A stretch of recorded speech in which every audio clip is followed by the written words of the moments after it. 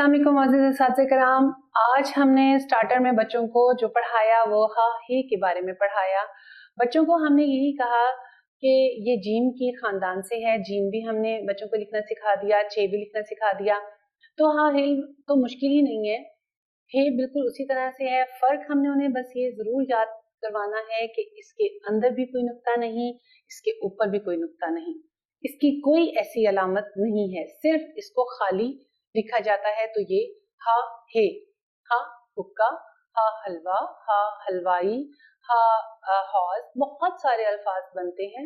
बच्चों को याद करवाने के लिए उनके सामने हम हे लिखें, बहुत सारी चीजें रख दें या चीजों की तस्वीरें रख दें, कार्ड्स बना दें और बच्चों से कहें कि इसमें हा से शुरू हौज है, हलवा है। हम खुद बोल के उन्हें जब बताएंगे तो उन्हें ज्यादा अच्छे से समझ में आएगा कि हा से कौन से अल्फाज शुरू हो रहे हैं।